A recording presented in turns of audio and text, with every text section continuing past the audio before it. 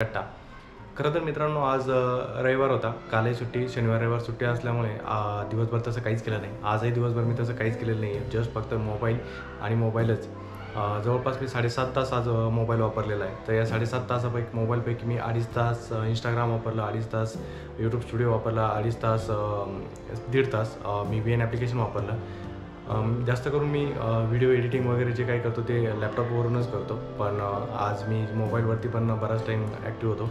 आता याचं मागचं कारण फक्त एकच आहे, की मी जवळपास आज 100% मी स्टार्टिंगला आज मोबाईल दिवसाचं स्टार्टिंगला आज मोबाईल 100% चार्जिंग केलेला होता आणि माझा आयफोन जो की 14 आहे, जो मी 100% चार्जिंग केलेला होता आणि आत्ता जेव्हा दिवसाचा शेवट नाही, ॲक्च्युअली जेव्हा मोबाईलचा स्विच ऑफ झाला, तेव्हा 0% म्हणजे 3:30 पावणे 4 वाजेपर्यंत मी आज कंटिन्यू मोबाईल वापरला. तर या 3:30 पावणे 4मध्ये जो काही मोबाईल वापरला, त्यात मी जो काही ॲप्लिकेशन वापरले, काय वापरले, हे सगळं मी तुम्हाला यूट्यूबमध्ये दाखवणार आहे. याचं कारण एकच की iPhone 14 बरेच लोकांचं म्हणणं असतं की iPhone 14चा बॅटरी बॅकअप नाही किंवा iPhone 14 जास्त बॅटरी बॅकअप देत नाही. तर मित्रांनो, तुम्ही बघू शकता, हा माझा iPhone 14 आहे, जो की मी 1.5 वर्षापासून यूज करतो आहे आणि मी तुम्हाला बॅटरी बॅकअप दाखवतो. इथे जर तुम्ही बघितलं तर टोटल आज मी 7.5 तास फोनचा यूज केलेला आहे. नक्कीच रविवार होता, त्यामुळे मी आज फोनचा सगळ्यात जास्त वापर केलेला आहे. आज जवळपास मी 2.5 तास YT स्टुडिओ यूज केलेला आहे, 2.5 तास पुन्हा Instagram यूज केलेला आहे, VN मी 1.5 तास यूज केलेला आहे, YouTube ॲप्लिकेशन मी 35 मिनिट यूज केलेला आहे. तर हा टोटल जर यूज बघितला तर हा 7.40 आत्ताचा जो काही करंट टायमिंग वगैरे दाखवतो आहे, आजची तारीख 17 नोव्हेंबर वगैरे. तर मी आता तुम्हाला इथे दाखवतो की बॅटरीची माझी लाईफ वगैरे किती राहिलेली आहे आणि बॅटरी पर्सेंटेज वगैरे काय आहे.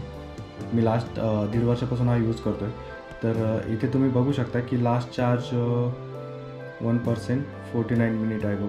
तर इथे मी रात्री चार्जिंगला फोन लावलेला होता आणि मी जो सकाळी इथपासून जो यूज करायला सुरुवात केली आहे इथपासून, तर सकाळी जवळपास मी म्हणजे आता संध्याकाळपर्यंत मी हा फोन इथपर्यंत वापरलेला आहे. तो टोटल 100% चार्जिंग झालेला होता आणि आत्ता जेव्हा मी मोबाईल बाजूला ठेवला तेव्हा तो स्विच ऑफ झालेला होता कम्प्लिटली. त्यामुळे मी जस्ट चार्जिंगला लावला होता की आणि ते मी पण वरती पण बघू शकता की जस्ट 4% चार्जिंग याची शिल्लक आहे आता सध्या. तर माझ्या बॅटरीची हेल्थ आणि चार्जिंग पण मी तुम्हाला दाखवतो.